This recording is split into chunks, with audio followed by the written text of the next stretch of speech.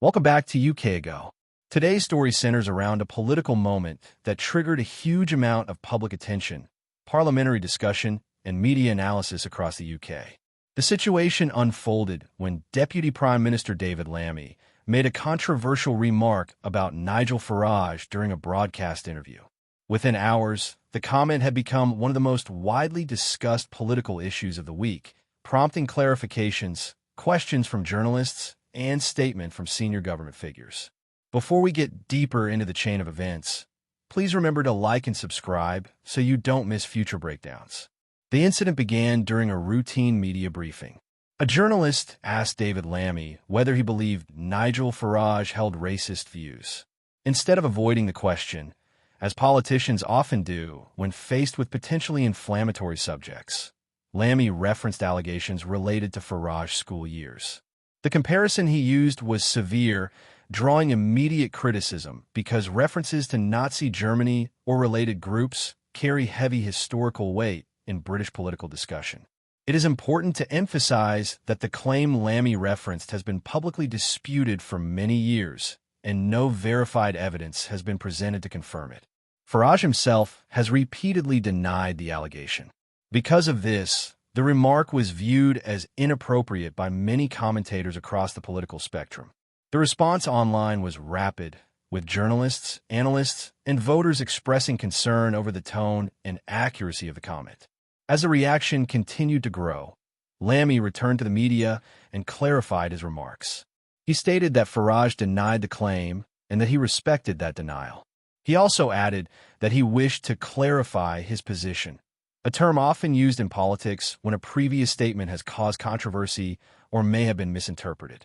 His clarification signaled an effort to de-escalate the situation and distance himself from any implication that he was presenting confirmed factual information. The story did not end there. Shortly afterwards, the Prime Minister was asked directly whether he believed Nigel Farage to be a racist. His response was clear. He stated that he did not hold that view. He also added that voters who support Reform UK should not be considered racist simply because they express concerns about border control or immigration policy. That remark marked a notable moment, as it contrasted with the tone taken by some public figures in previous years. This acknowledgement shifted the political conversation. Many observers noted that it reflected a broader recognition of voter concerns surrounding immigration, border management, and public discourse. It also highlighted the importance of distinguishing policy disagreements from personal accusations, something several political analysts have argued for over the past decade. Before we continue, make sure to like and subscribe to support the channel. Your support helps us bring balanced, well-researched content to you regularly. Following the Prime Minister's comments, public debate intensified around the broader issue of political language. Many voters express frustration over what they see as a tendency for political disagreements to turn into personal accusations. Analysts in the media suggested that the exchange underscored the need for careful, evidence-based communication, especially when discussing sensitive historical subjects. Farage later commented that strong language and harsh labels have the potential to increase tension during campaign periods. Political safety experts have made similar observations in the past. Heated rhetoric can escalate emotions among supporters and opponents alike. It is widely acknowledged that politicians and the media both have a responsibility to maintain calm and accuracy in public discussion, particularly in the run-up to elections. During the same period, discussions surrounding government policy on identity verification resurfaced. The government has been considering updates to digital identification systems to tackle issues such as illegal employment and administrative efficiency. Supporters argue that digital identification could help modernize public services and strengthen enforcement.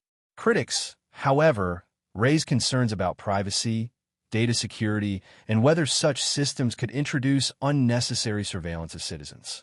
This debate is ongoing and involves a range of viewpoints, many of which depend on interpretations of civil liberties, trust in governmental technology, and the balance between national security and personal freedom. It is important to note that the government has not finalized these proposals, and public consultation is likely to continue before any major changes are introduced. Across the UK, many people express a sense of fatigue toward political hostility in general. Surveys and public forums often show that voters want constructive discussions about policy issues, immigration, cost of living, public services, and the economy, without the debate becoming personal or accusatory. The Lammy, Farage episode, for many, became a symbol of the kind of political exchanges people would prefer to move away from. Lammy's remark, his subsequent clarification, and the Prime Minister's intervention collectively highlighted the need for caution and precision in high-profile political communication. They also demonstrated how quickly a single statement can reshape the political narrative, especially in an era of rapid news cycles and instant online reactions. Whether this incident will have long-term consequences remains to be seen. Political moments like this sometimes fade quickly. Other times, they shape public perception for months or even years. What is clear is that the controversy has encouraged renewed discussion about political responsibility, the limits of rhetoric, and the importance of grounding public statements in verified information. Before we wrap up, don't forget to like and subscribe, especially if you appreciate analytical, balanced coverage of major political events. It helps us reach more viewers who want clarity rather than noise.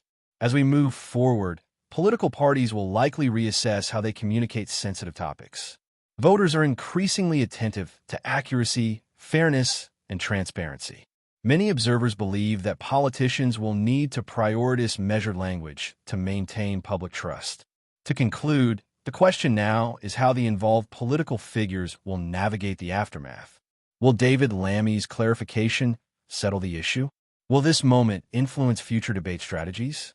These are matters that only time will reveal, shaped by public reaction, media coverage, and the decisions of party leadership. Share your thoughts in the comments respectfully. And to stay updated as this story and others develop, make sure to like, subscribe, and turn on notifications so you never miss an important update from UK Ago.